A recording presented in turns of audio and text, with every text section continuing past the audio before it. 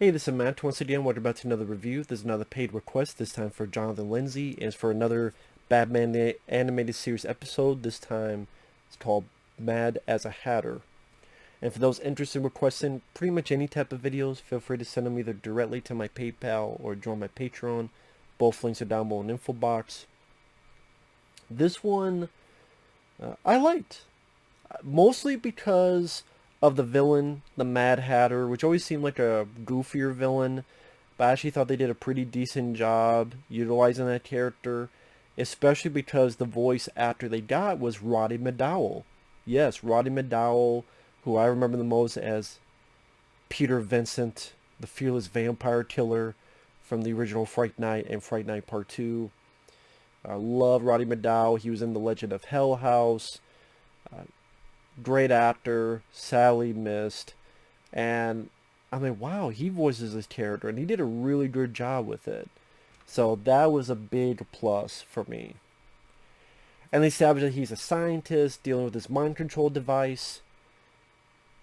He also has a big fixation for Alice in Wonderland. He even has a coworker named Alice, who he has a crush on, but finds out that she has a boyfriend, which makes him mad. But then when the guy dumps her, this is like his chance, takes her out a night on the town. Some muggers tried to attack him. He's able, with these cars with circuitry, if they put it on his head, on a hat, he can control them. They'll do what he says. So it's like, go jump off a bridge. Go jump in the river. And they try to do it, and Batman has to save them. And then that's when the story goes on. And I thought the Alice in Wonderland motif worked, and the psychology of this character. I thought it made some interesting, it's weird to say sets because it's a cartoon. Like the finale is in the storybook land, part of Gotham. And there's like a maze made by a giant deck of cards. And Batman has to navigate through it. It makes for interesting visuals that are different from the norm. I like that they didn't go into the route of, oh, Batman gets mind control. They didn't. That to me would be the more typical route. I'm glad they didn't do that. Instead, they went the more interesting route of, what if he was controlling innocent people? How's Batman going to stop this? Because he doesn't want to hurt innocent people too much, but he's got to use his brain a little bit.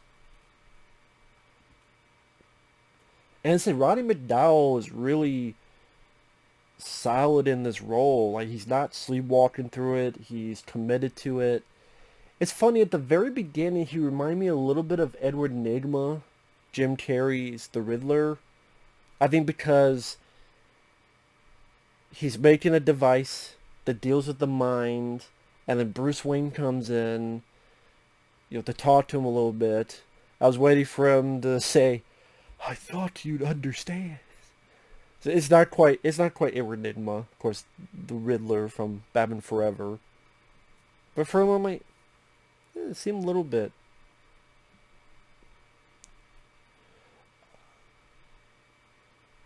And there's some decent moments of animation, like when Batman has to use his ejector seat to get to the top of this bridge to save these guys from unknowingly jumping off. Or they know, but they're being controlled to do it.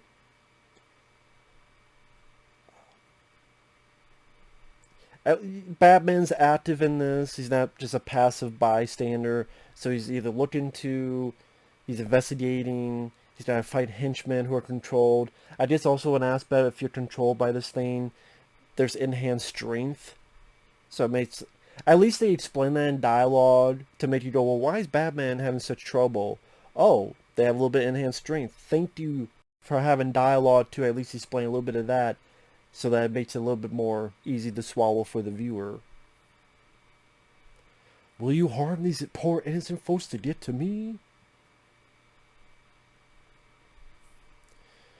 I also like in the Battle of Mad Hatter, it's not a lot of struggle physically. It's more the location and certain other aspects. So I'm like, the way this guy's built, Batman's not going to have a problem with him physically.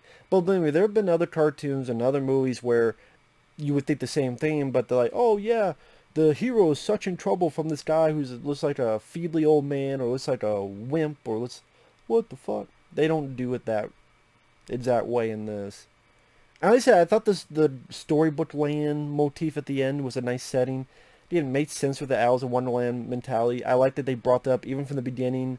He's controlling this mice, and he controls them to have like a little tea party. And he has like Alice in Wonderland memorabilia to, again, really prop up the fact of what this guy's into. Even talks to the Alice about his fascination with Alice in Wonderland. So at least they bring it up. They don't just, you figure it out, you just deal with it. It went at a good pace. I never was bored with it. And again, it was just great to hear Roddy McDowall. Great to hear his voice. Great to see a performance I had not seen before from this man. Because, like I said, I'm a huge fan of Roddy McDowall. My neighbor's rooster apparently is a big fan as well. Because if you didn't hear that, the rooster's like, yeah. Yeah, I love Roddy McDowall as well. I miss the guy a lot. He was a great talent. Of course, most famous for Planet of the Apes. He was in Class of 1984. He was in this film called Cutting Class in 1989.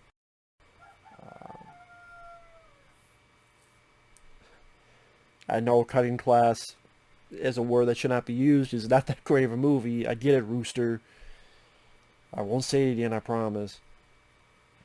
Unless it's a request review or something. But anyway. Yeah, Roddy McDowall. I wonder if this is one of the last things he did.